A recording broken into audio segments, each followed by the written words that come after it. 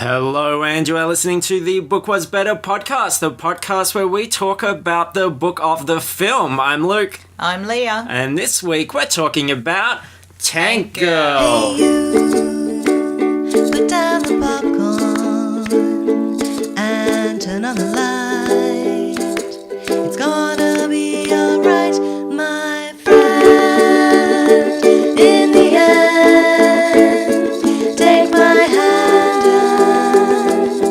Trust me, the book was better. Holy crap. Always an absolute pleasure to have you back, Leah. Thank you, Lou. I do say that to everybody I've noticed, but I do mean it this time particularly. Okay, good. It's always really great. And great because I think what you don't realise yet is that you're about to be part of Book Was Better history. This is a really unique novelization. Okay, yep. This is unlike anything we've ever had on the show. Is it because it doesn't have any pictures in the book? That's true. That's part of it.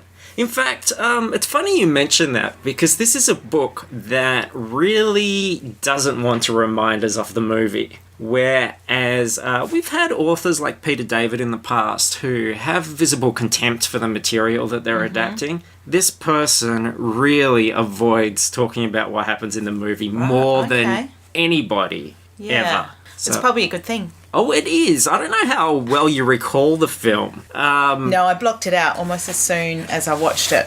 Because we were both teenagers of the 90s. Yes, I think that's the reason you have me back. But yeah, absolutely. It's always the 90s, I realised, but I think that might be my book choices more so than your choices, but yeah. Well, I was very excited about this one. The film. I remember being a teenager, really wanting to see this. There was a big buzz about it and being really disappointed. Yeah, it was terrible. It really was. Terrible. Yeah. And I thought this time, maybe I can watch it and I might enjoy it more because I don't have those expectations. Because the comic series that it's based on is absolutely fantastic. I really recommend it. But it's still really horrible. They've set it in America instead of Australia, and that idea of the post-apocalyptic Australia with the mutant kangaroos and everything really makes sense. See, I can't remember that it was set in America. So but I'm not surprised. On the wasteland sort of desert shots, you can see the Golden Gate Bridge at the beginning. Oh, okay. And Laurie Petty played Tank Girl. Yes. She's American. God. It's that Jim Carrey kind of era as well, and I almost feel like she's giving it this Jim Carrey-esque, like she does lots of different characters and things. Yeah. There's a lot of really creepy, like, sexual violence stuff in there. Like, there's a guy on a plane that puts a gun to her head and tells her to give him a blowjob and and says he's gonna, like, shoot her in the face if he feels teeth or something, and she's like, I need a microscope and tweezers, and then he like... Oh, I do remember that, actually. And then he knees her in the head. Yeah. And she's like, this is making me hard or something like that. And then Yes, I completely remember that. Yeah, and then they beat her up and torture her in these horrible scenes for a couple of, What was the rating for this film? I don't know. They say motherfucker and stuff like that in it. So, but it's weird because you almost feel like it's a kid's movie at times because it's so dumb. But, and I read up a lot about the making of it, and the guys that did the comic initially hate it. Oh, yeah. And were really concerned about the script. And they comment on the fact that all this cool stuff was cut out, and there were a lot of editing of the film to make it more friendly. More suitable. Yeah. Because the comic books certainly wouldn't be for kids. No. And they were talking about, for example, one thing they were really upset that was cut was a $5,000 prosthetic, like, kangaroo penis had been made for a sex scene that they loved, and they wouldn't let it stay in the film. Okay. And apparently there were all scenes cut from her in the hippie commune where she, at the beginning, because her room is just full of sex toys and stuff, and all these bits and pieces that they cancelled. But they say as well that these the filmmakers basically forgot to shoot or didn't shoot some really important sequences, which is why they had to animate. And the film does cross to animation, or sometimes something is just told through comic images on the screen. Yeah. And the whole climax, like the very end when... Because they're in a world devoid of water. When the water all comes rushing back, you don't see it Like, it's just animation showing it. Like, I that don't whole remember. end sequence. Yeah, so it's really bizarre, horrible film. Really choppy, really... And it's basically the most 90s sort of MTV kind of film that you could imagine. It's full of things which feel like music videos, like montages of changing clothes, and the you know, the music's great. And I think maybe that's why people who have fonder memories of it are thinking of the music and sort of... I don't know anyone who has fond memories of this film. There are a couple on our Facebook page. Oh, really? Because I wrote an open letter to the film telling it how much I hate it. Oh, yes, yeah. And there were a few people going, oh, no, I really love that film. Okay, yeah, I didn't And there's see that the comments. occasional image, like when she's taking the dust shower and like there's a song playing and the dust sprays all over her because they've got no water, and you kind of go, I can imagine like people remembering these little bits and pieces.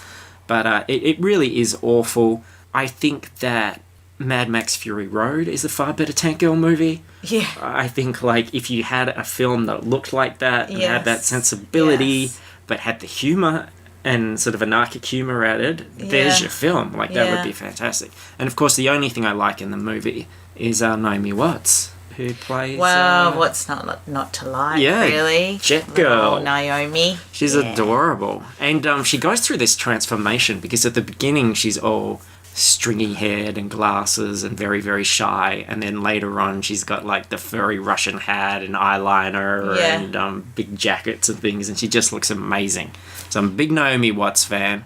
I have to do a Naomi Watts podcast now that ScarJo's oh, really? running down. Not so really. Naomi, she would be the next on your list. What do you reckon? I don't know. Like, part of me goes, she's got a pretty long career. Part of me goes, like, would I do a podcast about, like, a male actor, like RDJ, a Hey Hey, for Robert Downey Jr.? He started very young, had a storied career. Or do you just go, like, absolutely nuts and do, like, the Nicolas Cage, Rage Cage or something? Oh, okay. But then so many options. But then there's Naomi, you know? Really am a fan for... Naomi, although she's absolutely brilliant, I've loved her from way back, from Brides of Christ, in fact. Because, one, because she's a woman, two, because she's Australian. A lot of her films, she's been very small role. She's kind of just... been a supporting small character, so it might be tricky. She's done a lot of stuff lately. Yeah, lately she has. And there were things like King Kong. Oh, see, I forget. Yeah. There's certain things she I just try to forget. Yeah. That was good. It's got a big monkey in it. It carries around up to everybody in New York saw up a dress. Yay! And what's really interesting about this as well, it says on the back of the book, now a hit movie with Australia's Naomi Watts, brackets Brides of Christ, gross misconduct, as Jet Girl. Doesn't mention Laurie Petty. No. Well, I wonder if that's an Australian version Must be. Well, Laurie Petty always seemed like a weird choice as the lead. I think this film probably... it was very mixed up in lots of different ways because, one, the comic, yes, it was popular, but in a very indie kind of way. And then they've tried to make some kind of action Hollywood blockbuster, which never really would have fitted the comics anyway. And then they put Laurie Petty as Tank Girl, she never really had much of a presence, definitely, on any film she made, and nor did she really have a kind of name. Yeah, so I wonder why they chose her. What was her break? Was it was Point Break? It was Point Break, yeah. And in Point Break she was okay, but really she's not. And I really hate to be that person that suggests that someone who's 32 is too old to play a role. Oh. But she is. She looks really strung out and weird in this. And it's probably not even an age thing because Naomi Watts isn't much younger than her, I don't think. And I think Naomi Watts would have been a better Tank Girl. Yeah. And is Australian. Australia should be a character in this thing. Yeah, but it's not. No, it's not. All right, so look.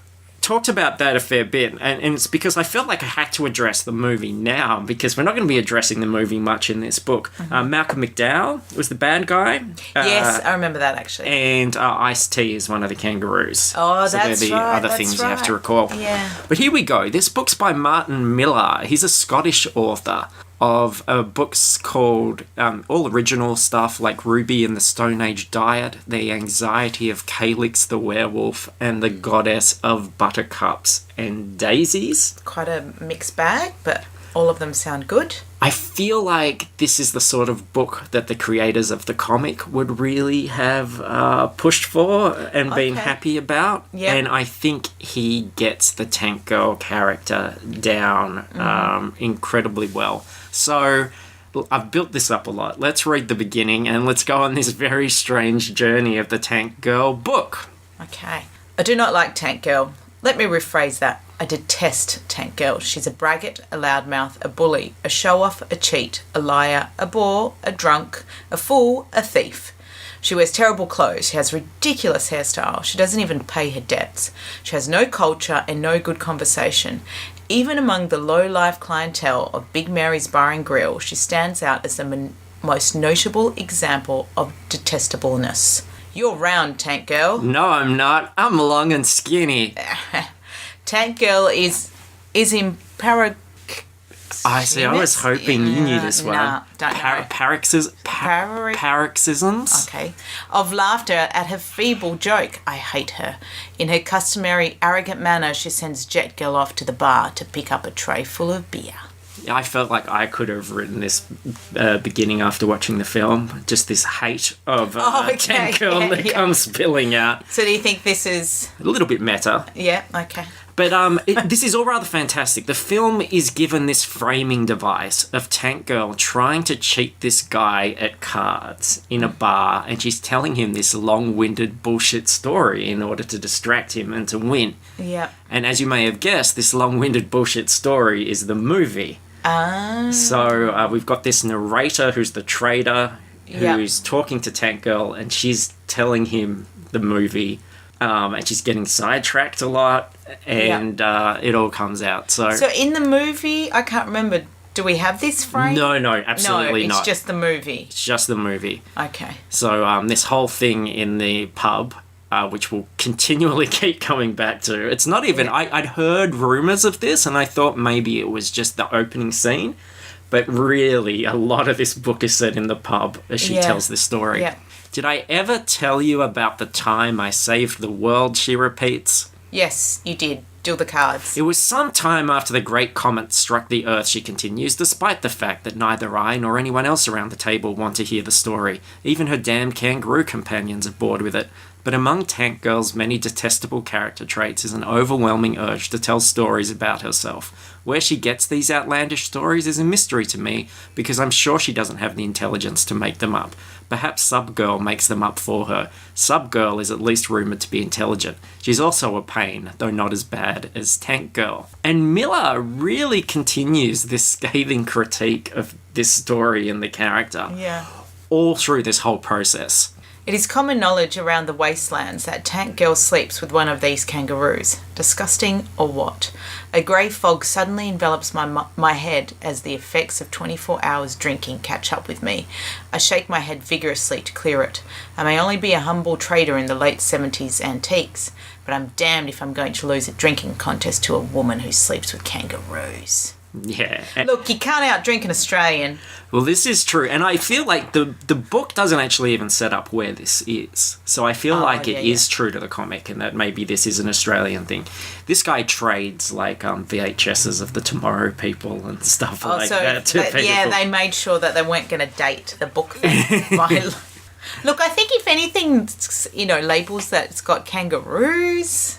Yeah, it's kind of a clue, isn't it? I think it's setting up that setting, pardon the pun. And I felt like I should move on to the actual film story, but there were so many fun little details about the ridiculousness of this here. And this is the annual Wasteland Snap and drinking competition. What's the Snap part? So, Snap, they're playing Snap. Oh. With the cards. They're playing Snap. It's not poker, it's Snap. Okay. So the way it's working is that everyone's putting down their cards.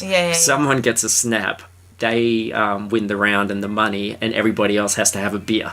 Oh. So Tank Girl is trying to distract with this story, and she keeps interrupting the story to go snap and get them because they're all bored.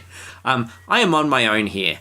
Tank Girl is accompanied by Jet Girl, Sub Girl, and several strong kangaroos. Outside, they have a tank, a submarine, and a jet, which made finding a parking space for the big trader truck somewhat of a problem. So, I love the scene that they're, like, if this was the film, I'd be kind of excited right now. It's pretty good. It actually reminds me a bit of the start of the first Indiana Jones film. The drinking thing in the... It has a lot of those same kind of images, and of the woman outwitting the man. It gets really outlandish, though. It was like by chapter 4, I realised that we're not going to get to the actual film anytime soon. Yeah. Like, Tank Girl does mention Water and Power, which is the organisation that they're up against in the film, led by the evil Kesley, which is Malcolm McDowell taking a break from his dignity, and making everything pretty much illegal. She mentioned she lived in a hippie commune, which is all relevant, but the book is more concerned about filling the snap competition with misfits who all take sides, and he's realizing, the trader, that there's going to be a big fight once the winner's determined, because there's going to be a lot of money there and no one's going to let this money leave the bar without a fight. So the trader has a bunch of wasteland ninjas turn up who are on his side, because he can get them VHS copies of the Kung Fu series starring David Carradine. They all want to really watch that, so that's what he's going to bargain with. But then the Shaolin Queens of the Desert turn up, and they're natural enemies of the ninjas. None of these great characters are in the film. This is all just the book. And Tank Girl's kangaroo lover, who's called Booger, buys them drinks to try and sweeten them up, get them onto their side. And again, not important to the film, but really infinitely more entertaining than anything that actually happens in the movie. And then when finally Tank Girl does tell us about a scene from the film, it's a deleted scene. It's one of these ones that wasn't even in there. Yeah. Because when we first see her in the film, she's riding a buffalo in the desert. Yeah. But in the original script, she attacks a Water and Power patrol in the desert during this scene. And it is in the book. As she says this, Tank Girl rolls 2 glasses off the table, demonstrating how it happened. They smash onto the floor. I'd like to make some comment, but I'm lost for words. Here I am, sitting playing cards with a woman who claims to have destroyed 2 armoured cars, armed only with a pet buffalo. Something must have gone wrong with my life somewhere. And bless Miller, who is totally happy to condense 10 minutes of film into, like, literally a couple of paragraphs. We lose... He doesn't, in fact... one of the big things about novelizations that we've learned on this long, arduous journey is they're not usually able to deviate from the scripted dialogue. They have to put in all the dialogue. Yeah. I don't think he uses any of the dialogue from the film in the entire book. Okay. He just retells things, has Tank Girl summarise what happens. Do you think it's because they thought, right, this film's going to tank, as it did? Yeah. So not many people are going to go watch it, therefore not many people are going to read it. Just go ahead and do whatever you want. Yeah, it's weird to think they had this freedom to just be able to do whatever. Like, I've never seen a book like this that has such disregard for the material. Yeah. I really feel like, again, it was maybe the pressure of the comic team, the creators, who were like, because I can't imagine them not loving this book. Oh, okay, yeah. It has that really irreverent, anarchic thing about it that the comic has, and nails the Tank Girl character. So I think they would prefer people to be reading this, you know, rather than a straight version. Yeah. Because, like, we lose the scene where she forces her boyfriend to strip in the, like, little garden greenhouse there, the interaction she has with the kids, and even the scissors scene. That was one of the things I do remember as a youngster seeing this film. Was it's her boyfriend's birthday and she gets the scissors out and she starts cutting off her clothes for him out in the desert, which at the time I thought was a really, like, just wonderful thing. I was like, wow, like, wouldn't that be a great thing to happen? Like, how, like, what a sexy, evocative thing. And then watching it again, I was like, oh, this is terrible. This isn't sexy at all. This is just... Scissors for you never had the same. You can never look at a pair of scissors at school without... When someone passes me them, I'm all aflutter. And, you know, funnily enough, you spend most of your day job with scissors. I am a bit of a scissor wizard. Yeah. Anyway, after that, I just snipped out into the desert, hoping to shag Richard, who was nothing great, I have to admit, but had a bit more stamina than the rest of the hippies. When these soldiers appeared from nowhere and started shooting at everyone, complete chaos. That's really what we get instead of 10 minutes of film. Like, all the hippies are dead and the soldiers have captured her literally within a couple of refreshingly short sentences. This is really the best novelization ever. I was ready to plow through some stuff. They don't give a shit. It's just like, oh, and the soldiers attacked and we were all dead. We even replaced that horrible gun to the head blowjob sequence with this bit of levity. She bursts out laughing, remembering fondly how one of the soldiers had tried to molest her in the helicopter, and she had contrived to send him plunging out the door to splash her on the ground below. She laughs so hard she almost chokes, and Booger has to pour a little beer down her throat to get her talking again. So that whole scene, right there, done. Yeah. Move on. So the captured tank girl is dragged in front of the evil Kesley, Malcolm McDowell, but there's no dialogue or anything. Tank girl just summarizes everything in a far more entertaining way than the film does. Possibly the worst thing about Kesley was that he used to quote poetry. Drove me to distraction. I mean, when you're lying manacled at some guy's feet and all your friends have just been shot, the last thing you want is someone reciting poetry to you. Which he does in the film. It's really weird. That was another thing they had to cut out, apparently. Because he says something like, I don't care if you're gonna hurt me, lick me, or kill me, just stop reciting poetry to me. She says something like that. Yeah. And apparently the line was fuck, but they did the TV version of it and made the TV version become the theatrical release. Okay. This whole thing was just a miserable mess for everyone, by the sounds of it. And the traitor constantly talks about how boring and tedious the story of the movie is. So what did Kesley do, I asked, not because I'm at all interested, just to move the story along so we can get back to playing cards. Which is really all the author is interested in. Yeah. Then we get our first mention of Sergeant Small, who's like the disgusting man who gets all rapey on Jet Girl. But it's Tank Girl who brings him up during the card game. Sergeant Small, should I make a few jokes about his name, the size of his penis? You usually do, says Donna, whose appearance is fairly ludicrous even by kangaroo standards. He wears pink sunglasses and a flowery waistcoat. Preposterous. And that is true. The outfits those kangaroos wear in the film are just crazy. I mean, the wardrobe is the best thing in the entire film. But it's got that, real Hot Topic kind of vibe, and everything's too clean and MTV. Yeah. Certainly. A lot of fluoro. Yeah. Yeah. And again, huge liberties taken in just summarising a whole chunk of movie in a single sentence. The first time I met old Jet Girl here, he was coming on to her in a truly repugnant fashion, and I was obliged to rescue her by snogging her, which seemed to put him off for a while. Jet Girl needed rescuing, of course, because she was just a shy little thing in those days before I took her in hand and made her the woman she is today. They do lots of nice things as well, where Jet Girl keeps interrupting the story and saying, oh, that's not what happened, or I didn't do that, or and she's all like, shut up, kind of thing. In the book? Yeah, and even when Jet Girl tries to tell a story at a bit, Tank Girl just so horribly derails it that she ends up giving up, and Tank Girl goes back to it again. Yeah. Because really, I do think it's a 200-page book. 10% of it, maybe is the movie. Yeah. And again, the movie parts move so quickly. I escaped from my slave pen, avoided a few guards, and got into a tank, a nice friendly tank it seemed to me. But as soon as I got myself comfy and prepared to break my way out of the complex, the tank's computer started pissing around, demanding security codes and other really unreasonable stuff, which I was naturally unable to provide. Then the cockpit filled up with poisonous gas. Not poisonous enough, I reflect. I wonder if in the original film, because you were saying a lot of stuff was cut, not that this much was included, but whether they did have that frame story happening and then they decided, oh, you know what, audiences will just get too damn confused, just cut it. So where he might have been working off the original script that had it in there.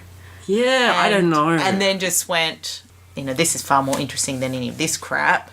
So I'm just going to keep coming back to here and, summarising these things in very short paragraphs. I would love it if that was the case. I haven't read anything to that effect, but I just feel like the film and the people working on the film just didn't have like that sense of story there. Like, I don't think they would have even come up with it. Okay. Like, I think what he's doing and how wild it gets as it goes. I just don't see any of that innovativeness in the film script at all. Like, the film stuff's so bland, and when you hear it interjected into this story, it feels really bland and lame. But he makes it work because we think, well, Tank Girl's just taking the piss. It's, you know, it's not important. Jet Girl saves Tank Girl, or as the trader says, learning that Jet Girl saved Tank Girl's life, my esteem for her diminishes somewhat. Oh well, I suppose she was young at the time. He does like Jet Girl. He's got a soft spot for her as well. He hates everybody else. Well, you kind of would, wouldn't you? Yeah. If she looks like Naomi Watts. Which I imagine very much that she does. The unique shower thing is mentioned that I was talking about before. Utterly gross, agrees Tank Girl. Wasn't even water, just some chemical powder that scraped off the dirt. Disgusting. Diabolical. No good at all for the young lady of fashion. She big notes herself a lot all the way through, which I like. And then one of the other card players, who's called the Professor, starts to really lay into the plot of the film. And it won't be the first time the Professor comes in and goes, well, hang on. Which is the crux of the tale. Kessley controlled the whole continent apart from the Blue Dunes, and whenever soldiers went to the Blue Dunes, they got massacred by these strange, terrifying creatures called the Rippers. Kessley wanted me to find them. Why? Asked the Professor. What do you mean, why? Why didn't he just send his huge technologically advanced army to wipe them out or devastate the area with nuclear weapons? And why couldn't he find them with heat scanners or satellite imaging? Tank Girl frowns. He has a lot of really good points, this Professor, as it goes on. So this, again, is one of those Austin Powers, you just don't get it, do you, Scott? Where so often as an audience, you just go along with that, but you're thinking, oh, come on, you've got this huge army. You sent that in there. Yeah, the plot is crazy. Like, none of it makes sense, and none of it's justifiable, and which is why Miller's more concerned with this bar story. Like, the post-apocalyptic biker girls have arrived, and then their enemies, who are the post-apocalyptic biker boys, they turn up, and then Alvin turns up, who's the biggest rock star in the wastelands, who he says is the descendant of Donny Osmond, who he assures us is a contemporary of the Sex Pistols. Who Donny is or Alvin is? Donny. They've got their history just a little bit muddled. But there was a big comment, you know, I don't remember everything. These scenes go on for chapters. Mm-hmm. Like, the film goes on for sentences, the bar goes on for chapters. Yeah. I wondered if this was a bit of out-of-context comedy corner, though I don't think anything is really unintentional in this book. But still, drum roll. Alvin fingered the fuse box. Fuzzbox. Fuzzbox. Yes. Guitar thing, apparently. Ah, okay, yeah. So, back to the film. Now, in the film, Tank Girl gets tortured for about 20 minutes. And one of the sequences is they put her upside down into a pipe, which she slides down and it gets narrower and narrower as it goes. And it's a horrible claustrophobic thing. This is what our author thinks of the pipe. Well, after a while I got bored in the pipe, nothing to do there except lie around thinking, I'm in a pipe. That was very well said. Yeah, I can see it now. I can see where you're going, because it's pretty clear that he must have either been reading the script or sitting there watching this and going, oh, Jesus, really? This is what you've got me doing? Okay. Well, he rushes, like, normally I rush through the plot and summarize things so that we don't have to talk about them in great deal. He's doing it quicker and more efficiently than I can. I felt like he was making all the jokes. He was doing everything so that we didn't have to. It was a really weird one to write notes for. Ah, yeah, okay. Like, Tank Girl is put through a subgate in the desert, which is this underground passage thing. The idea is that she has to flush out the Rippers, and the Rippers attack and kill everyone, and they rip off Kessley's arm. But Tank Girl just really doesn't give a shit about the details. I took out a knife and cut out the tracking probe Kessley had inserted in my arm. Or was it my leg? I can't remember. He'd stuck a probe somewhere on my body, but I probably wasn't paying much attention at the time. I like that as well. It feels like maybe he watched the film once. Yeah. And then just wrote the rest of it from memory. And there were bits where he's like, did this happen? Maybe? It doesn't really matter. Jet Girl shows up with her jet, and she landed beside me, and it was this point that I acquired my now famous tank, as may be seen parked outside next to the submarine, and a faithful friend that tank has proved to me over the past years, I must say. Yes, sir, that tank and me are inseparable. I love it. It loves me. We drink together, sleep together, have adventures together, watch TV, shower, go to the shops, do everything together. Honestly, I'd be lost without it. No young woman of any standing should be without one. Doesn't actually tell you how she acquired the tank. No. But she's got it, and she absolutely loves it. Now, there's a few pages of diversion where they reminisce about trying to make their own beer before crashing into a beer truck, again, not in the film. Then John the Brute, Bandit King of the Red Mountains, turns up to the card game. He's one of the most interesting characters in the book, also not in the film. So at what point, how far into the book is this then? Oh, God, like, not even halfway. Oh, okay. Probably. Tank Girl throws around peanuts and annoys everybody in the bar. It's all padding, but quite entertaining padding. Because like I said, if you just separated the sections which are about the film, you're looking at a 20-page book. Yeah, yeah.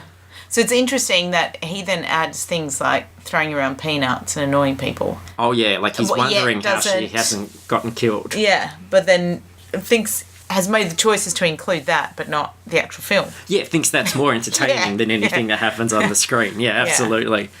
Finally, though, Tank Girl talks about meeting the other semi-important character here. We went off to this workshop in the middle of nowhere to get a couple of paint jobs for the tank and the jet. And who do you think we meet there? Noddy and Big Ears. No, I'm lying. It was Subgirl. So just so many tangents, just does not give a shit. I can't remember Subgirl at all. Was she in the film? Yeah, she's played by one of the Cusacks. Cusacks? Yeah. What, Joan? Anne, I think. I didn't know there was an Anne. There's an Anne. I only know of Joan, And John. No, I can't remember the other one. Doesn't start with J. Yeah. Her career was pretty much over before she started. She wasn't the favourite. There's a Cusack without a J? Why do elephants have big ears? Because Noddy won't pay the ransom. Oh. Hey. Through Subgirl, they learn that her hippie commune pal, who's called Little Wee Sam, who was 10 years old at the time of this story, but in this story within a story is older, is asleep under the card table where they're playing in a pool of her own vomit with her hand between her legs, apparently, according to the trailer. Who Little Wee Sam is or Subgirl? No, Little Wee Sam. Okay, yeah. But in the story, within the story, the film story, she's 10 years old and she's been made a prisoner at the Liquid Silver Good Time Bordello. So they go to rescue her. But meanwhile, more visitors hit the bar, like Loretta Dragon Slayer, Kung Fu champion of the continent, and her bodyguards, who are the four dwarves. And this goes into this elaborate subplot, which is about how the traitor hasn't realised that he's sold the Venus de Milo for 30 Zubies. Okay. And then as he starts to run out of money, and the professor lets him know that the Venus de Milo is worth like 1 million Zubies, he starts selling it to everybody to keep himself in the game, but nobody knows that he's continually selling this same statue to all these warring gangs. Yeah. Which again, it's a far more interesting story than what happens. Because like the comics have that kind of story. Like one of my favourite Tank Girl comics, she's on a game show and she's really dumb. Like she doesn't know anything. Yeah. So I think the host calls her a dumb C word. Yeah. And then she goes on this massive vendetta to like murder him and humiliate him and stuff. But like all their plans are really lazy and dumb, and some of them backfire, and it's just this really weird, almost Looney Tunes kind of antagonistic relationship. And I feel like this is starting to build to that kind of thing. Yeah. But unfortunately, we go back to the film and the bordello. So I followed her up to the preparation room, which was kind of a booth where a computer told you what to do to become the perfect prostitute. That it put on a long slinky dress and high heels and nice makeup and stuff, which naturally I declined to do, as long slinky dresses just don't suit me at all, and high heels are terrible for your spine. This is one of those costume change montages in the film. Oh, was it? Oh, okay, yeah, I can probably picture that. Fast motion too. It's sped up, and like Benny Hill, and she just runs around and she pulls faces at the camera while like a song goes. So bad. Horrible. So bad. But in the book, the whole rescue neatly wrapped up in seconds. We went outside, leapt into the tank, picked up a few buffalo burgers and a cup of tea and drove off singing songs. That was that, really. Sam rescued, nice new outfit and haircut for me, and back to the desert for some fun and relaxation. So it also cuts out the huge awkward musical number. Now, do you remember this? In the bordello, they forced the madam to sing, is it Cole Porter's, birds do it, bees do it, let's fall in love? I know Eartha Kitt does it, but I don't know if it's... Everybody in the brothel sings this song, even Little Wee Sam. It's a big musical number and Tank Girl goes nuts. And apparently, if you look at the trivia, it was a scene that all the test audiences absolutely hated, and they kept cutting it down and cutting it down. Yeah. But when you look at it in the film, you go, that was the cut down version? Like, it's still really long and obnoxious. Yeah, it's many, many weird choices. And then the narrator is just as confused as I am, because we get... The last thing she says is something like, but then that idiot Sam went and got herself kidnapped by Water and Power, and they took her to their headquarters, before the din makes further talk impossible. I'm not clear about how Sam got kidnapped again. I don't care. I don't expect Tank Girl cared either, unless it was Sam's turn to buy the drinks. And it's true, because she does get captured by Malcolm McDowell, and they have to rescue her again. And I watched the film again the other day, and I don't remember how she got, captured. Yeah. Nobody does. Not really that important. So, back to the story within the story, and Tank Girl and Jet Girl decide they should take out Water and Power for good, and this is a pretty good reason. You can't go out for a drink and a curry without a squadron of their soldiers turning up and spoiling things. And then, by the time you've wiped out the soldiers and washed the blood off your hands, your rice has gone cold. I think that's just as good a reason as any to spur our heroes into action. Absolutely. So the plan is to recruit the Rippers and free her people. She also thinks this could help her sex life. Ever since wandering into the upstairs rooms at the Liquid Silver Bordello, my lack of a sex life has been on my mind a little, but the crazed hermits and radiation mutants just weren't suitable. Bits kept falling off them at the wrong time. Not erotic at all. And we meet the Rippers, who turn out to be the kangaroos, and that's all dealt with in about 2 paragraphs, unlike all those awkward meeting the kangaroo scenes in the movie. So, Martin Miller, you are a saint. A book was better, saint. Yep. So instead we focus on another few pages of Snap playing strange new arrivals and the Venus de Milo. And I like this. Tank Girl makes up a far more fantastic reason about why the Rippers choose to assist her than the film does. She tells them a story about how she took down some jets with a boomerang, some more Australian, and then concludes... Afterwards, my tank was in a bad mood because I'd won the battle without him, so I had to be extra nice to him and take him to the toy shop to buy him a Thomas the Tank Engine book, which is his favourite. And all this was before breakfast. Yeah, what a bullshit artist she is. And many more pages of shenanigans. Then another really great summary of the part where Tank Girl and Jet Girl are sent to photograph some weapons to prove themselves worthy to the Rippers. Turned out to be quite a simple affair. Myself and Jet just waltzed in, dripping with glamour. We'd power dressed for the occasion, and told the guards we'd come to shoot a documentary, A Day in the Life of a Water and Power Minion. Then we took some pictures and waltzed out again. Easy. You missed out a bit, Jet Girl says. Did I? Oh, you mean the bit where they didn't believe a word of our story and turned the full firepower of their weapons on us in an attempt to blow us off the face of the earth? Didn't seem worth mentioning. It all came to the same thing in the end.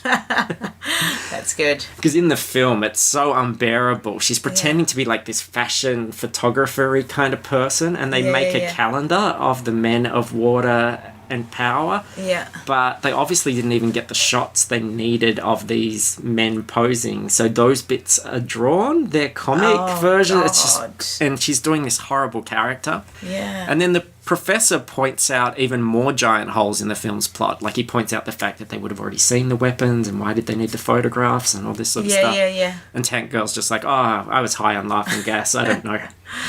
And then even the big action sequence, which in the film she's riding the barrel of the tank like Jar Jar Binks and they're attacking the convoy, is of no interest at all to the author. When we eventually found them, I'd kind of lost interest. Couldn't seem to work up the enthusiasm to shout, Geronimo, and such like anymore. So we just attacked them quietly. Bit of an anticlimax, really. Just wiping them out, taking their weapons. Why waste 3 to 5 pages telling an action sequence. Yeah, you're right. I'd want to see this film. Yeah. This film sounds good. Then there's a few more chapters in the bar. Total drunken debauchery. Tank Girl nearly ends the game by pretending to be a killer koala. Because she's talking about, like, why kangaroos? Why not koalas? And then she starts doing her, like, very lively impressions of them dropping out of trees and attacking people. And ends up breaking the card table, I think. So they have to get in a new one and everybody's pissed off at her. Some assassins try and kill her as well. And so all this time, she's just winning snap after snap. No, she's amassing some. Yeah, wealth. she's still in the game. Like, they're all kind of battling, and people have been sort of getting drunk and passing out. It started off with quite a big group, but it's dwindling down. Yeah. And and then we get back to the film. And this is the bit where they decide to paint Jet Girl's jet back to military colours so they can sneak into the headquarters. And the professor is still objecting to all this bullshit. Well, if water and power were so all-powerful that they controlled the whole continent, how is it that Subgirl could run an illegal workshop big enough to paint a jet fighter in? Didn't they notice? What an irritating person you are, says Tank Girl. Stop raising ridiculous objections to my story. If I say Subgirl had a big workshop, then she had a big workshop. She used to disguise it as a coffee and croissant shop during the day. Later on, he's like, that must have been a really big coffee and croissant shop. Like, she creates a submarine in it. Yeah. He's like, did she have, like, shipbuilding materials down there? And she's just like, no, she had a couple of benches and some tools, and she was a very good mechanic. And it's amazing what a determined woman can do if she wants to. Yeah. So Jet Girl has had enough of the story. She's really drunk. She leaps onto the card table and starts making jet noises and pretending she's flying a plane. She's screaming out things like, take that, you swine. That puts her out of the game. Yeah. So really now it's only the Trader, Tank Girl, and Subgirl who are still in the game. And there's a whole lot of talk about the Venus de Milo, which all these strange factions want, and none of which, of course, has anything to do with the film.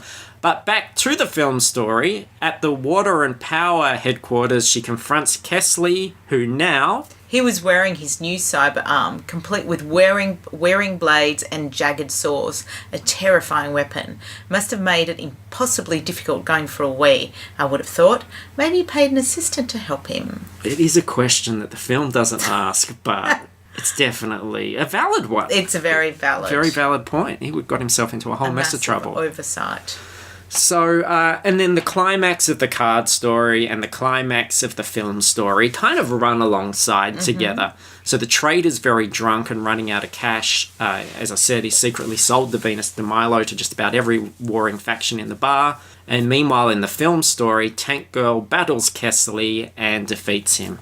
Fire, I yelled, and the tank blasted him with a lethal fusillade of crushed beer cans. The effect was spectacular. Cut him to ribbons. Bits of Kesley flew everywhere. Most satisfying. Good tank, I said, and gave it a kiss. I do love my tank. I think every girl would love a tank. And then Subgirl comes out of her ground in the submarine, smashes the headquarters, and frees all the water. Which apparently was in the script that Subgirl did this. But was either deleted or never shot for the film. Yeah. So the film just ends with animation of the water spewing everywhere. Yeah. It's got like some stock shots of water. Oh man, you're joking. No, like just, and not even like a big torrent of water. It's like somebody had a camera at the beach and it was just waves splashing against the camera. So it's that intercut with some really nice animation, straight out of the comics animation of them in the tank riding this big wave. But yeah. That's embarrassing. Never filmed it. So the real climax for me is the fight over the Venus de Milo at the end of the Snap Championship.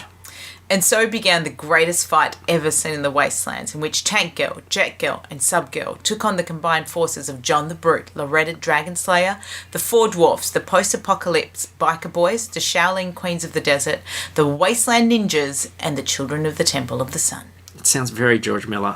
Does it? I reckon. Very Mad Max. There. Yeah, see, I haven't seen the actual Mad Max, the first one, in so long, and I'm yet to see the second one, so I don't know. And John Brute, in a twist, turns out to be a resurrected Kesley. No! Yeah, this guy even added his own, like, fiction lore here. But didn't she, like, blow him up to bits already? Blitzeritz? Which I think don't is even know what the that professor was. says. And she's like, oh, look, there were bits and pieces of okay. everybody everywhere. Yeah, I can't be expected to keep track of everything. Maybe something happened.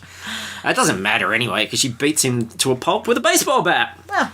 And then that's it. We get to the ending. So let's. So who? Yeah, this is the ending. Go. I don't even know who won. Who took the money? I'm not sure who got the Venus de Milo. I think Tank Girl did, but we shall see.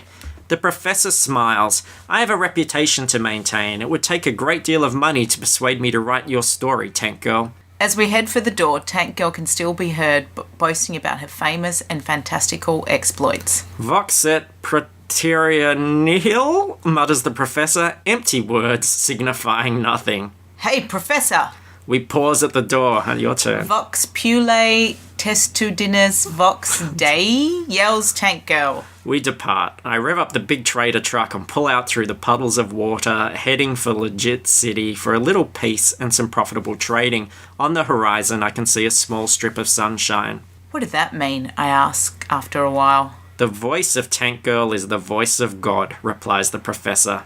Meaning, I suppose, that's what Tank Girl says goes, which it generally does. The end. So there. That was deep at the end, a little bit of Latin. An author who does not give a crap about the film, and nor should he. What a pleasant surprise. Mm-hmm. So I have to ask you a question, which is almost redundant now. Of course, yes. Was the book better? Well, considering I haven't read the book, but based on the based on the bits that I read out, I'd have to say yes. This is the most overwhelming book was better I have ever given on the show. Like, I think absolutely 100% the book was better here. No doubt. To just a massive degree. Like a degree that I did not think was possible.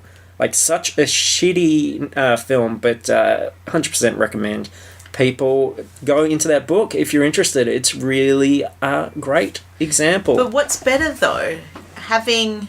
isn't part of the appeal of novelizations the fact that they're just terrible? Yeah. And that's part of the fun is like, oh my God, look at this. But I guess if you've got the film that's so terrible, is already making you do that, then maybe... Well, I agree. Yeah. It doesn't make for, like, a particularly funny episode because you don't get to... Like, I was actually thinking we were going to really get to tear down some of that horrible dialogue from the film and the things that happened. But he did it for you. And it just wasn't in there. Like, it just never shows up. So, it's kind of like someone's just done... you settle in to record an episode and somebody's already done it for you. And he was writing it down, could see into the future and goes, yeah, you podcasters, I'll show you. Bang. He did. Have fun with this. He made it pretty book was better proof, I must admit, by just having even more contempt for the whole thing than you did. Yeah, I think on his Wikipedia it says that he wrote it because he needed to eat. Oh, okay, fair enough. But even then, I can't imagine they'd get paid very much. No. Enough maybe to buy like a fried Mars bar or whatever they eat in Scotland, but... Well, think about some haggis, some blood sausage. Not off the back of this book. No, that's true. Well, think about this. Meat's expensive. Think about the fact that a lot of these big blockbuster movies nowadays, like a Transformers or something, would cost about $200 million to make. Yeah. And then you think, well, what does a book cost to print? They probably get paid $5,000 to $10,000, these authors, to write it. Yeah. And then I don't know how much they pay on the printing. But let's say it wouldn't even be $1 million, surely. To make one of these books. No. No. So it would be small. Yeah. Like maybe $100,000 or something. And then you think the book's cover price and the movie ticket price represents the same amount of money. But they're willing to spend $200 million on one of those things and like $100,000 on the other one of those things. Yeah. Which kind of gives you a pretty good indication of the variance in the audience sizes for those two separate things. Of course. Well, it's just a tie-in and cash-in, isn't it? It's like, let's see if we can make some more money. Yeah, it's a mini movie poster. It's advertising more than anything. Yeah. Just getting it into the public eye when you walk into an airport or a department store or something like that. I'm surprised they still do them, to be honest. Yeah. Like, I wouldn't have thought there was much of a market at all, except maybe for ironic podcasting. But other than that, which I can promise isn't a very big market at all. But yeah, I don't know. It's a special type. I think when you read those Amazon reviews, and unfortunately we don't have any for this one. No. I think we're the first people to read it. Okay. But because why would you read? I mean, that's, I guess, if nothing else, this has been a good way to highlight this book for people who might enjoy the comic and get a kick out of this. Mm-hmm. Because otherwise, why would anyone pick it up? It's such a horrible film. Why would you want to go through it a second time in text? Yeah, I've just noticed that there's been a big hole. Something is missing. It's taken me this long. There's no hamburger reference? Well, it's buffalo burgers. Ah, yes. So, okay. in an American... See, I didn't even pick that up. In an American... okay, that counts? Yeah, it counts. There was no fries. Yeah. It's the kids' books that are full of the... burgers? Yeah, because they're tie-ins with McDonald's and whatnot. Yeah, and that's like what a kid in America wants. They dream of... burgers? Just a big burger. That's all I they don't want. think it's just in America. I dreamt of burgers. You're a vegetarian. Well, now I am, but not when I was a kid. I used to get like Hungry Jacks once every week. It was like the best thing. It was a treat. Yeah, it was like the Friday night my parents went out and we got to have takeout. It was like Hungry Jacks. We didn't have Hungry Jacks in Canberra, so when we went to Sydney, that was the special. So you just had McDonald's? Or Adelaide, yeah. And even then, that was a bit of a special thing. Yeah. I miss Pizza Hut being a restaurant. Yeah, I don't know when Pizza Huts just all of a sudden disappeared, because it was like 1 minute they were part of our landscape and then without anyone noticing, Pizza Huts disappeared. And every now and then you'll spot one which is no longer a Pizza Hut, it's something else, but you know it was a Pizza Hut because of the distinct building. Yeah. Well, we were in Innaloo the other day, which is a suburb name that I don't really want to say to a group of Americans that are listening. Well, I don't know that they know the reference of Lou even. Yeah, that's true. They don't know a lot. They're pretty belligerent. But, we drove past, and on that corner was the big white and brown Pizza Hut building, which I remember being in there as a restaurant when I lived in that area, which then became a faster pasta, and then now is just empty. Yeah. But then a couple of storefronts down the road is the tiny delivery storefront of the Pizza Hut. Yeah. Whereas I remember, like, my grandfather, would take us all to Pizza Hut when I was a kid for a birthday, and we'd sit around, and it was a restaurant. Yeah. And it was like a buffet, because you got to go up and have as many slices as you wanted. Oh, that was quite some time later. Salad. Yeah. Oh, that's what I remember. I remember that part. No, you used to just, like, order stuff, and it was special, but they never were able to become a restaurant. Well, they did well for, obviously, a fair amount of time, and then just quickly just died. And apparently McDonald's is dying in America in a big way. Absolutely. Like it's going to go like Radio Shack or Borders or something. Well, or Pizza Hut. Yeah, just suddenly disappear. Yeah. Well, you think when all the options that are available, like we eat pizza now, but not... Oh, and I would never think of a Pizza Hut or a Domino's or something. Like we'd go to a pizza restaurant. And the same with the burgers. And I think that's the point, is that, even kids are going, oh, no, I want to go to the gourmet burger place and get my burger from there as opposed to Macca's. It's like, now we've seen the light. I'm just going to feel guilty for suddenly us turning this to burger talk. But have you seen the forums on the Facebook? That's all they give a shit about. So, exactly. It's like, hey guys, look at this new podcast, and they go, oh yeah, but look at this pizza which has meat pies around the crust. Yeah, exactly. A deep fried burger made out of 2 chickens instead of a bun or something. Yeah, fries that have got hot dogs inside them. Crazy stuff. So look, thank you for listening, everybody. Thank you so much, Leah, for coming back. I know this was a little bit of a weird one, but it's nice to uncover something really different. Mm-hmm. A hidden gem. Yeah. Hidden gem dug up and exposed for all to see. Please listen to the other podcasts, everybody. FP Cast is every Monday. It's a general pop culture podcast with Jacinta and I. This new episode, we just saw Tomorrowland, which I'm actually seeing tomorrow. Oh. And that's a Clooney. Not out at sea or anything. I will actually be seeing it on land. So why is it set out at sea, is it? No, I'm saying it's called Tomorrowland. I'm seeing it tomorrow. And I will be on land. Oh, maybe okay, some of alright, it. Maybe alright. some of it is set at sea. I don't know. I haven't seen it Yeah, yet. sorry, I was very slow there. Didn't pick up Well, on even the more, many puns. even more ironically, the podcast I'm talking about, where we talk about Tomorrowland, for the people that are listening to this, Will be. it would have been yesterday. Oh, Jesus. Yeah. Now we're entering. Inception. Yeah. And ScarJo A Go-Go. Now, this is a big thing this week. It's the last regular episode of ScarJo A Go-Go because I will have caught up. Wow. It'll be Lucy, and then there'll be a break until the Age of Ultron Blu-ray comes out later in the year, and then ScarJo A Go-Go will only be on, like, I guess, 1 to 4 times a year, depending on how many films she makes. Yeah. So that is going to be very, very strange. And for those people that really want to support us, go the extra mile, of course, you can subscribe to us on Patreon, and you'll get bonus content, including some BWB TV, which are going to start recording very, very soon.